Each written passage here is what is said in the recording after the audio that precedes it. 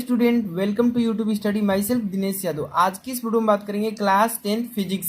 देखिए, आपका फिजिक्स में टोटल कितने 5 चैप्टर हैं और आपका अर्धवार्षिक पेपर भी नवंबर में होने वाला है। तो देखिए, आज की इस वीडियो में आपका अर्धवार्षिक पेपर का यहाँ पे लेकर आ चुके हैं कि आपका अर्धवार्षिक पेपर में कैसे कैसे क्वेश्चन आने वाला है। अगर आप पेपर देने वाले हैं तो इस पेपर को जरूर तैयार कर लीजिए। जितने भी क्वेश्चन लेकर आए हैं काफ़ी इंपॉर्टेंट है, अर्धवार्षिक पेपर के लेवल से बनाया गया है। तो यहाँ पर सबसे पहले बहुविकल्पी क्वेश्चन 3 दिया गया है। इसके बाद देखिए कैसा कैसा क्वेश्चन न्यूमेरिकल टाइप, डेरिवेशन और यहाँ पे थ्योरेटिकल भी क्वेश्चन रखा गया है। तो इस पेपर को जरूर तैयार कर लीजिए। इसमें पूरा एक एक क्वेश्चन का सोल्यूशन बताएंगे। तो इस वीडियो को पूरा एंड तक देखिए और वीडियो को लाइक कर देना। अगर आप इस चैनल पर नए हैं तो तुरंत सब्सक्राइब कर लीजिए, क्योंकि यहाँ पर बोर्ड एग्जाम की तैयारी बेस्ट कराने वाले हैं। तो चलिए स्टार्ट करते हैं। और सबसे पहले नंबर यहाँ पे बात करूँ तो मेरा कोचिंग में इस टेस्ट को लिया जा चुका है, ठीक है। और मैं बात करूँ तो यहाँ से स्टार्ट करते हैं, फिजिक्स का है, ठीक है ना। और पूर्णांक मैं अपने से रखा था इसमें 100 मार्क्स का, ओके। तो आपको जो होने वाला है अर्धवार्षिक पेपर, उसमें आपको बताया जाएगा कितने मार्क्स का है।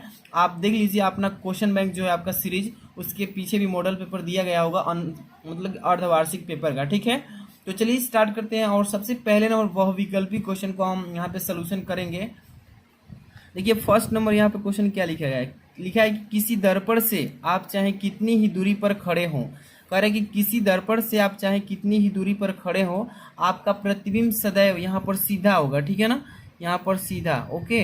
यहाँ पर लिखा है कि सीधा प्रतीत होता है। वो किस तरह का दर्पण होगा, ऑप्शन आपको पढ़ना है और अच्छे से इसका आंसर आपको देना है। देखिए पहले नंबर ऑप्शन यहाँ पर स्टार्ट कर रहा हूँ। फर्स्ट नंबर कह रहा है केवल समतल। अब यहाँ पर लिखा है केवल अवतल और यहाँ पर है केवल उत्तल। और यहाँ पर लिखा है 4 नंबर या तो समतल अथवा उत्तल। तो आप ध्यान से समझिए। देखिए समतल दर्पण हो या उत्तल दर्पण, ये दोनों जो दर्पण हैं, इस दर्पण के अगर सामने अगर कहीं भी आप खड़े होते हैं तो कितनी भी दूरी पर आप खड़े हों इस दोनों दर्पण के सामने, तो आपका जो प्रतिबिंब होगा वो सीधा दिखाई देगा, ठीक है। तो याद रखिएगा ऑलवेज कि या तो समतल होगा या तो उत्तल होगा, ठीक है। इसके बाद नेक्स्ट क्वेश्चन देखिए, सेकेंड नंबर क्या लिखा है। किसी बिंब का वास्तविक तथा समान साइज का प्रतिबिंब प्राप्त करने के लिए बिंब को उत्तल लेंस के सामने कहाँ रखेंगे। ध्यान समझिए क्वेश्चन। कह रहे किसी बिंब, बिंब मतलब होता है, मतलब भौतिक भाषा में वस्तु को बिंब बोलते हैं, फिजिकल भाषा में वस्तु को बिंब बोलते हैं। तो किसी बिंब का वास्तविक और समान साइज का प्रतिबिंब देखना है, प्राप्त करना है, तो वस्तु को कहाँ पर रखेंगे, उत्तल लेंस में। तो सबसे पहले आपको यहाँ पर उत्तल लेंस बनाकर बता देते हैं, ठीक है। उत्तल लेंस हो जाएगा और यहाँ पे एक नॉर्मल डाल देते हैं। यहाँ पर मुख्य अक्ष खींच लेते हैं, यहाँ पे इसका प्रकाशी केंद्र डाल देते हैं, ठीक है, ओ। अब यहाँ पर F1 डाल देते हैं, ओके। और यहाँ पर दे देते हैं F4, यहाँ पर 2F1, यहाँ पर 2F2, ओके। और यहाँ पर F1, यहाँ पर 2F1। ध्यान से देखिए, आपको ये इंडिकेट करने आ जाना चाहिए। कह रहा है कि किसी बिंब का वास्तविक और समान साइज देखना है, तो कहाँ पर वस्तु को रखेंगे, उत्तल लेंस में। तो देखिए जब हम वस्तु को 2F1 पर रखेंगे ना, तो यहाँ पर रखते हैं, तो यहाँ से इसका जो वस्तु से लेंस में प्रवर्तन होगा, तो ये यहाँ से 2F1 से गुजरेगा। तो यहाँ पर देखिए इसको भी हम प्रकाशीय केंद्र से भेजेंगे। तो ये देखिए यहाँ पर काटा है, तो देखिए यहाँ पर इसके मतलब इसके सामने ही काटेगा, इसके 2F2 के। तो देखिए 2F1 पर जब वस्तु को रखेंगे, ए बी नाम की वस्तु दे देते हैं, आपको डिटेल बताया जाएगा। ए बी नाम की कोई वस्तु है और वस्तु से दो तरह से प्रकाश जाएगा। एक मुख्य अक्ष के समांतर जाएगा, लेंस से अपवर्तन के बाद 2F1 से गुजरेगा, और एक जाएगा जो कि प्रकाशीय केंद्र से, लेंस के प्रकाशीय केंद्र से जाएगा। और जहां पर काटेगा तो ये 2F2 है, तो 2F2 पर काटा है, तो 2F1 की जो लंबाई है, देखिए यहाँ पर वस्तु की लंबाई और 2F1 की दोनों की समान है। तो कहाँ पर रखेंगे, ऑप्शन पढ़िए। यहाँ पर देखिए लेंस के मुख्य फोकस पर, दूसरा लिखा है कि फोकस दूरी के दुगनी पर, यहाँ पर लिखा है कि अनंत पर। इनमें से कोई नहीं, कौन सा ऑप्शन सही है, तो फोकस दूरी के दुगनी दूरी पर, यानी कि दुगनी दूरी यहाँ पर हम इंडिकेट कर देते हैं। इधर यहाँ पर दे देते हैं 2F1, यहाँ पर 2F2, इधर भी हम दर्शा सकते थे। तो यहाँ पर देखिए, यहाँ पर ऑप्शन नंबर कौन सही हो जाएगा, फोकस दूरी के दुगनी दूरी पर, ठीक है। अब इसके बाद देखिए यहाँ पर थर्ड नंबर क्वेश्चन है कि चंद्रमा से देखने पर आकाश दिखाई देता है। अगर चंद्रमा पर हम जाएंगे और वहां से जाकर के चंद्रमा पर से आकाश को देखेंगे तो बैगनी दिखाई देगा, नीला, काला, लाल।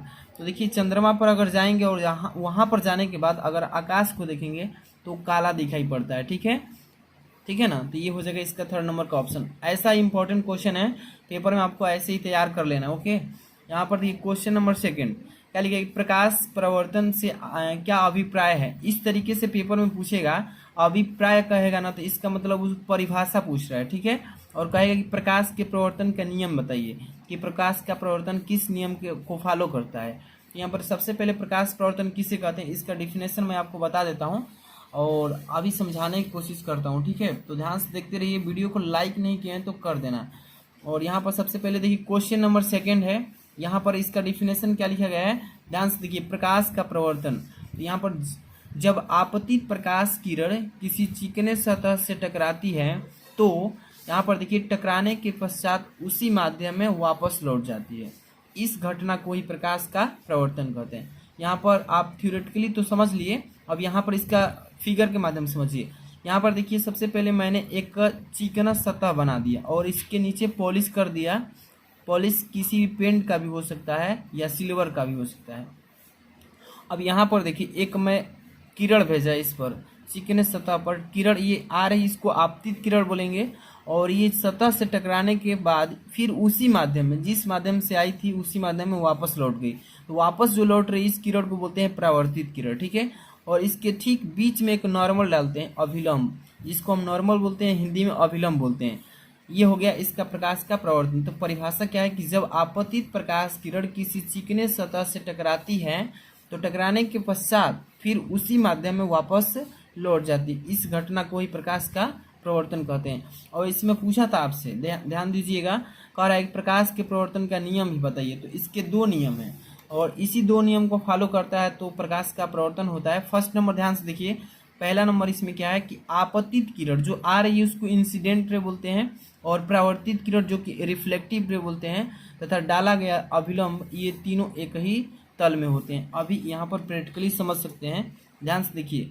ये आ रही है किरण तो इसको आपतित किरण, और ये जा रही है इसको प्रवर्तित किरण, और बीच में जो डाले हैं नॉर्मल इसको बोलते हैं अभिलंब। और तीनों का जो तल है यहाँ पर तीनों एक ही बिंदु पर टकरा रही है तो इसको नॉर्मल, यहाँ पर तीनों का तल एक ही है तो ये फर्स्ट नियम हो गया। आपतित किरण, प्रवर्तित किरण, बीच में डाला गया नॉर्मल, ये तीनों का तल कहाँ पर है, एक ही बिंदु पर, फर्स्ट नियम है। इसके बाद सेकंड नियम देखिए, आपतन कोण यहाँ पर होगा, यहाँ पर रिफ्लेक्ट, यहाँ पर आपतन को बोलते हैं रिफ्लेक्टिव एंगल, आई से डिनोट करते हैं, तथा प्रवर्तन कोण इसको रिफ्लेक्टिव एंगल बोलते हैं, इसको आर से यानी कि स्मॉल आर से डिनोट करते हैं। ये आपस में क्या होते हैं, दोनों इक्वल होते हैं यानी कि बराबर। आई यहाँ पर कोण आई बराबर होता है कोण आर, ठीक है। तो ये दूसरा नियम फॉलो करता है। अब इसके बाद देखते हैं नेक्स्ट क्वेश्चन, यहाँ पर ध्यान दीजिए क्या लिखा है कि सूर्योदय के समय, यानी कि जब सूर्य उगता है उसको सूर्योदय बोलते हैं, सूर्योदय के समय।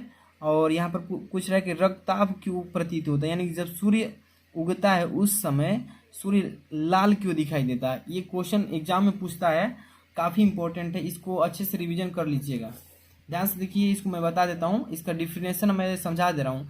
देखिए, उगते हुए तथा डूबते हुए सूर्य, देखिएगा उगता हुआ या डूबेगा तभी भी सूर्य जो है लाल दिखाई देता है कुछ देर बाद तक। ये इसका कारण क्या है, तो ये प्रकीर्णन के कारण। और प्रकीर्णन कैसे होता है तो ध्यान समझिए।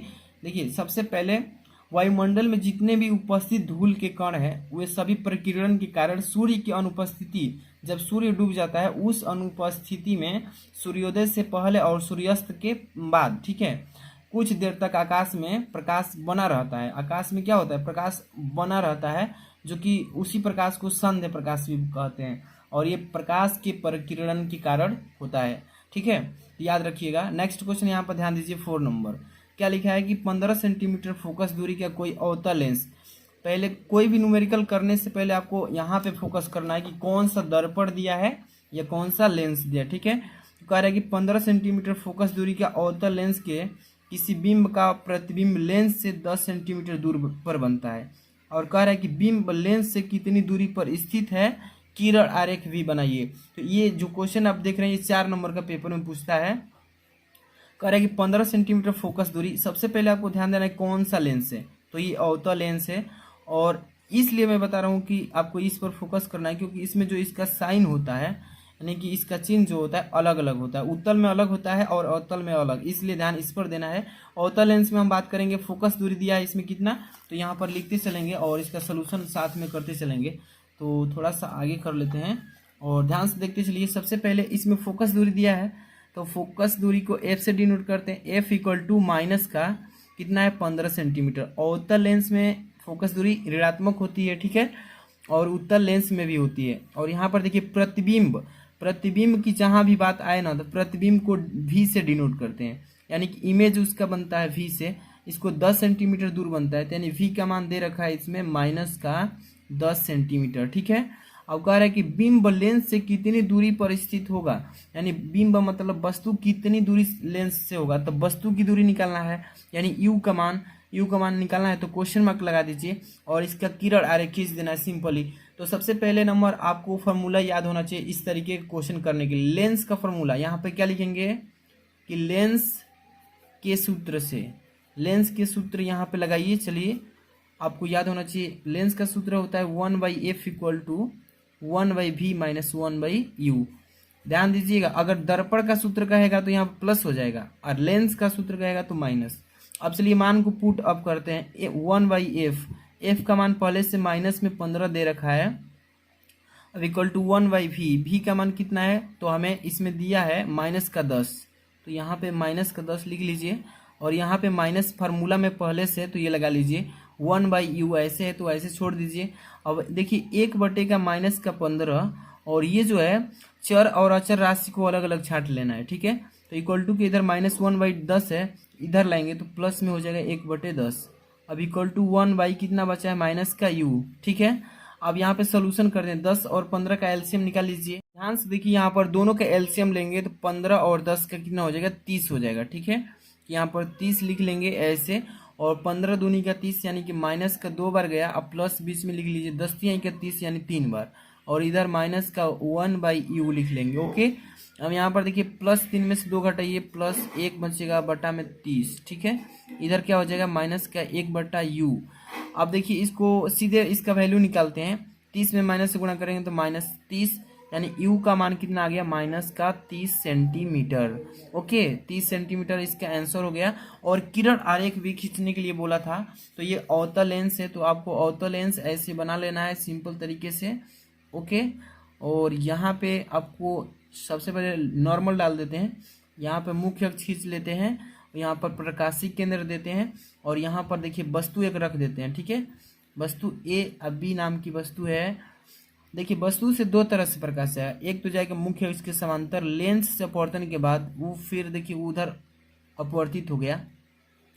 एक और प्रकाश जाने वाला है जो कि वस्तु से प्रकाशीय केंद्र से होकर जाने वाला है, ठीक है। तो ये सीधे निकल गया। अब देखिए इसका ये आभासी प्रतिबिंब होगा, यहाँ पे देखिए ये एफ बना देते हैं, और यहाँ पे जो काटा है इसका यही प्रतिबिंब हो जाएगा, ठीक है। तो इसी तरीके से सिंपल से, मैं डिनोट नहीं किया हूँ, इसी तरीके से आपको बना देना है, एग्जाम में आपको फुल नंबर मिल जाएगा, ठीक है। अब हम बात करते हैं नेक्स्ट क्वेश्चन, यहाँ पर ध्यान दीजिए, ये वाला क्वेश्चन हो गया 4 नंबर। 5 नंबर पर ध्यान दीजिए, निकट दृष्टि दोष किसे कहते हैं, इसका कारण बताइए, निवारण बताइए, और साथ में किरण आरेख भी बताना है, ठीक है। तो सिंपल तरीके से मैं इसका डिफिनेशन बता देता हूँ। निकट दृष्टि दोष किसे कहते हैं, इस दोष में मनुष्य को नजदीक की वस्तु साफ दिखाई देती है परंतु दूर की वस्तु साफ नहीं दिखाई देती है, इस दोष को निकट दृष्टि दोष कहते हैं, ठीक है। जैसे कि यहाँ पे मैं आपको डिफिनेशन बता देता हूँ, देखिए यहाँ पे इसका थ्योरी भी लिख दिया हूँ। निकट दृष्टि दोष किसे कहते हैं, इस दोष में मनुष्य को निकट की वस्तुएं स्पष्ट दिखाई देती है परंतु दूर की वस्तुएं स्पष्ट दिखाई नहीं देती है, इसे बोलते हैं निकट दृष्टि दोष। ये कैसे होता है, मनुष्य के नेत्र में क्या कारण होता है कि मतलब कि निकट दृष्टि दोष आ जाता है, तो इसके कारण है कि नेत्र का जो गोलक है वो बढ़ जाता है, आँख की जो गोलक है वो त्रिज्या बढ़ जाती है, और नेत्र लेंस की जो फोकस दूरी कम हो जाती है, जिसकी वजह से हमारा रेटिना पर प्रतिबिंब नहीं बन पाता है और ये दोष जो है उत्पन्न हो जाता है। तो इसका कारण क्या है तो आप समझ लीजिए, और इसका निवारण क्या है, तो निवारण मैं लिखूंगा नहीं, अभी समझा देता हूँ, ठीक है। निवारण इसका मतलब, निवारण का मतलब होता है उपाय, इसको कैसे ठीक किया जाएगा। तो देखिए मनुष्य के चश्मे में प्रयुक्त उचित फोकस दूरी वाला यहाँ पर अवतल लेंस लगा दे देंगे, और अवतल लेंस जैसे ही उस चश्मे में लगेगा तो नज़दीक की वस्तु तो दिखाई दे रही है लेकिन दूर की भी वस्तु स्पष्ट दिखाई देने लगेगी, ठीक है। ऐसे ही आपको पेपर में करना है। आगे हम चलते हैं, बात करेंगे यहाँ पे क्वेश्चन नंबर, किरण आरेख खींचने के लिए बोलेगा। तो किरण आरेख बहुत ही सिंपल है, ध्यान से देखिए, यहाँ पर अवतल लेंस पहले नंबर, मनुष्य के आँख में जो है ना यहाँ पर नेत्र बनाना है आपको इस तरीके से, और यहाँ पे आपको ध्यान देना है एक एक चीज़ को। यहाँ पे लेंस बना लेंगे। मनुष्य के नेत्र में पहले से ऑलरेडी उत्तल लेंस पाया जाता है, ठीक है। अब यहाँ से वस्तु से प्रकाश आएगा और वस्तु यहाँ से जाने के बाद ये जो है ये रेटिना पर नहीं काटेगा, रेटिना के पीछे प्रतिबिंब काटेगा। जब ये मनुष्य के नेत्र में जब दोष होगा तो इस तरीके का नेत्र होगा और इसको संशोधित करना है ना। तो अब देखिए ध्यान से, यहाँ पे आपको नेत्र में अपने चश्मे में कौन सा लेंस लगाएंगे, तो अवतल लेंस लगाएंगे, ठीक है। तो यहाँ पे अवतल लेंस लगा लेते हैं और यहाँ पर ध्यान से देखिए अवतल लेंस रख लिए और यहाँ से वस्तु से प्रकाश जाएगा नेत्र में और यहाँ से एक ही वस्तु से जाएगा और यहाँ पर अब प्रतिबिंब इसका रेटिना पर बनेगा क्योंकि यहाँ पर काट रहा है। तो इसी तरीके से आपको फिगर भी बनाना है। अच्छे से ध्यान रखिएगा कि कौन सा लेंस लगेगा इसमें, तो अवतल लेंस, ठीक है। अब चलते हैं नेक्स्ट क्वेश्चन। यहाँ पर लिखा है 6 नंबर कि उस उत्तल लिखा है लेकिन उत्तल है, ठीक है। उस उत्तल दर्पण की फोकस दूरी ज्ञात कीजिए जिसकी वक्रता त्रिज्या 30 सेंटीमीटर दे रखा है। क्या पूछा है क्वेश्चन, और हर साल ऐसा क्वेश्चन पूछता है, वो भी 2 नंबर का। तो अच्छे से इसको तैयार कर लेना है। क्या लिखा है कि उस उत्तल दर्पण की फोकस दूरी ज्ञात कीजिए। जब भी क्वेश्चन पूछता है तो पहले देखिए कि उसमें क्या दिया है और क्या चीज़ हमें फाइंड आउट करना है।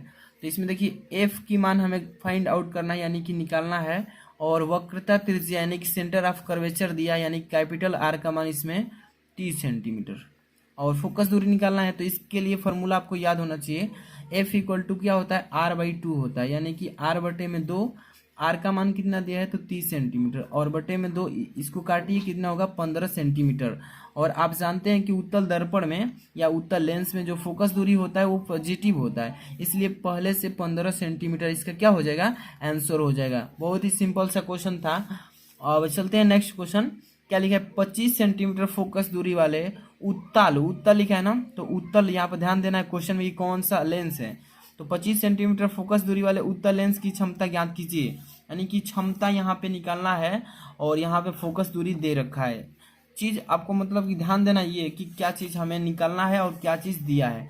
तो इसमें 25 सेंटीमीटर फोकस दूरी दिया है, यानी एफ का मान कितना है तो 25 सेंटीमीटर है ना।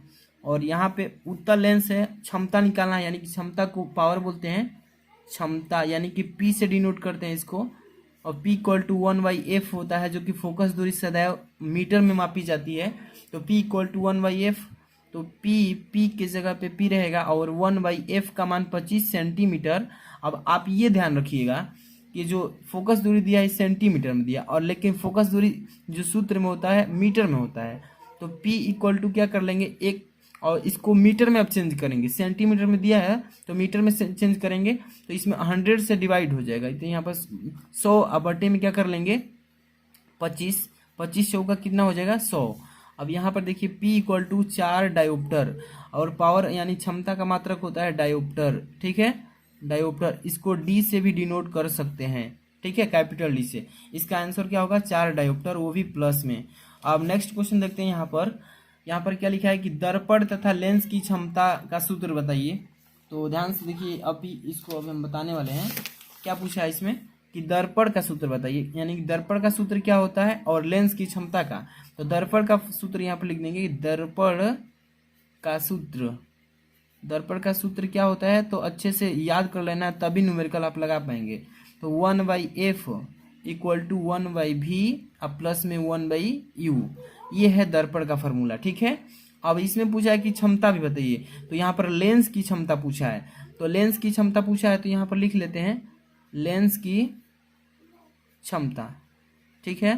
तो लेंस की क्षमता को P से डिनोट करते हैं, P इक्वल टू 1/f, वो भी मीटर में। ये हो गया इसका, जो पूछा है उसको ऐसे लिख देना है। अब चलते हैं नेक्स्ट क्वेश्चन, काफ़ी इंपॉर्टेंट है, यहाँ पर ध्यान दीजिए। यदि 1.5 अपवर्तनांक वाले कांच का प्रिज्म है, ये प्रिज्म लिखा है बट यहाँ पे प्रिज्म है, ठीक है, प्रिज्म कोण 60 अंश है, तो प्रिज्म का अल्पतम विचलन कोण का मान पूछा है। और जबकि यहाँ पर एक चीज आपको ध्यान देना है, पेपर में ऐसे भी दे सकता है, लिखा है कि साइन यहाँ पर 49 डिग्री बराबर 0.75, कह रहा है कि अगर साइन 49 अंश जहाँ भी आपको दिखाई देता है तो आप 0.75 रख सकते हैं। तो कैसे करेंगे इसको, आपको जो चीज़ दिया है पहले लिख लीजिए। चलिए यहाँ पर ध्यान दीजिए, अपवर्तनांक लिखा है तो इसको अपवर्तनांक को पहले लिख लेते हैं, अपवर्तनांक।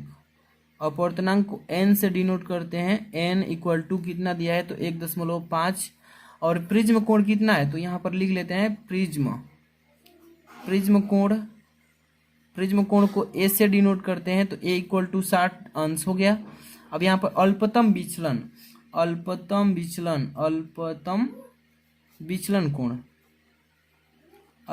विचलन कोण को यहाँ पे देखिए डेल m से डिनोट करते हैं, डेल m का मान यहाँ पे पूछा है तो इसको क्वेश्चन मार्क लगा लीजिए। और ध्यान में ये रखना है कि जो मान दिया है यहाँ पे साइन 49 अंश, ठीक है, इक्वल टू 0.75 के इक्वल है। इसको मान को पुट अप करना है आपको क्वेश्चन में, अगर नहीं करेंगे तो गलती हो सकता है नहीं हो जाएगा। तो देखिए इसके लिए फॉर्मूला होता है न्यूनतम विचलन का, क्या होता है साइन कोष्ट में होता है यहाँ पर a प्लस डेल m और बटे का होता है 2 और बड़ा वाला बट्टा फिर लगाइए, इस बट्टे के अंडर में होता है साइन a/2। ओके, तो इसी फॉर्मूले के अकॉर्डिंग हम डेल m का मान निकाल सकते हैं। डेल m को अल्पतम विचलन कोण बोलते हैं, ठीक है।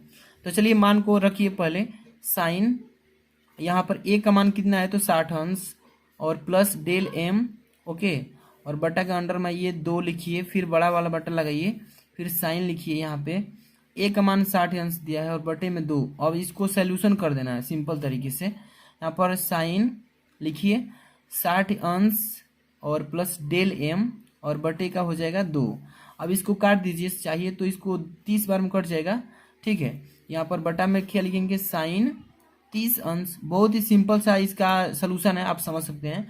अब यहाँ पर ध्यान दीजिए, आपको एक चीज़ यहाँ पर n इक्वल टू करते आ रहे हैं ना, n का मान पहले से ऑलरेडी दे रखा है कितना तो 1.5 दिया है। ध्यान से देखिए यहाँ पर कितना दिया है 1.5, तो यहाँ पे n की जगह पे 1.5 लिख लीजिए इक्वल टू साइन 60 अंश प्लस डेल m और बट्टे में लिख लीजिए 2 इक्वल टू फिर बट्टा में लिख लीजिए साइन 30 अंश।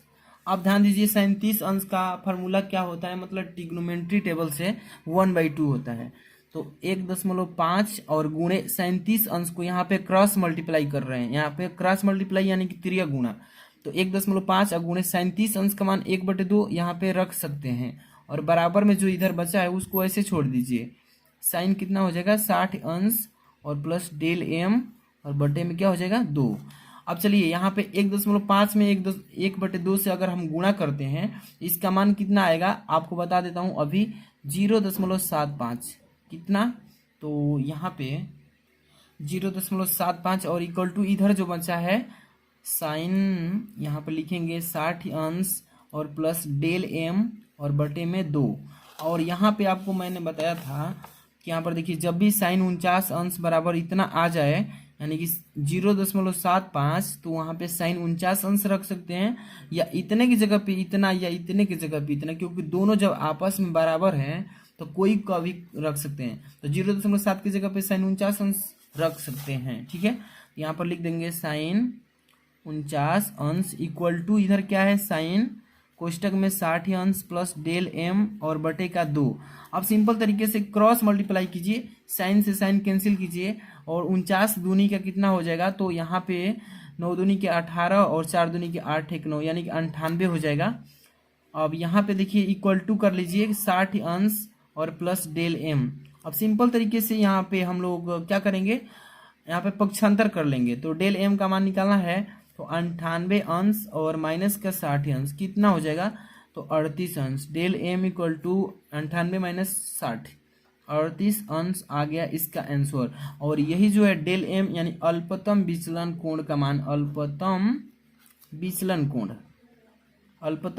कोण का मान अभी मैंने कितना निकाला है डेल m का तो 38 अंश, ठीक है।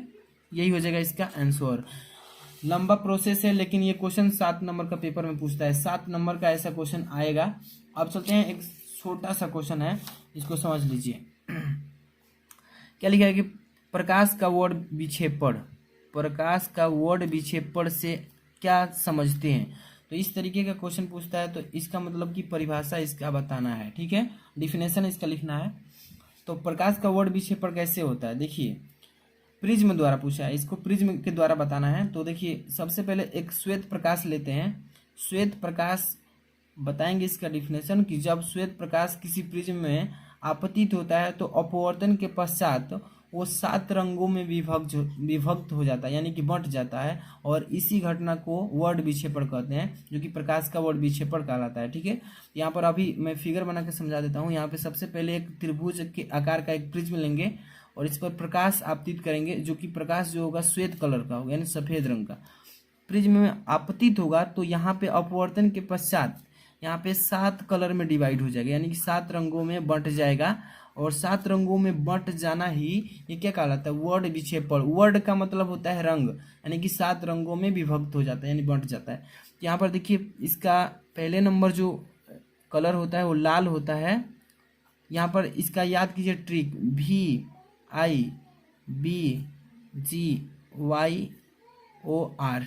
यानी कि red, orange, yellow, green, blue, यहाँ पर इंडिजियस होता है बैगनी, और वायलेट मतलब नारंगी, मतलब वायलेट यहाँ पर जामुनी, यहाँ पर बैगनी हो जाएगा। ठीक है, तो ये वाला होता है इसका ट्रिक, याद कर लीजिएगा। और जो भी बच्चे इतना अगर तैयार कर लेंगे तो 6 माही पेपर का मान लीजिए कि आपका क्लियर हो गया। ठीक है, क्योंकि आपका मतलब कि 2 चैप्टर का फुल यहाँ पे इंपॉर्टेंट क्वेश्चन का टेस्ट हुआ है। और इस वीडियो को ज़्यादा से ज़्यादा बच्चों में शेयर कर दीजिए, लाइक करके कमेंट करके बताइए। मिलते हैं नेक्स्ट वीडियो में। Thanks for watching.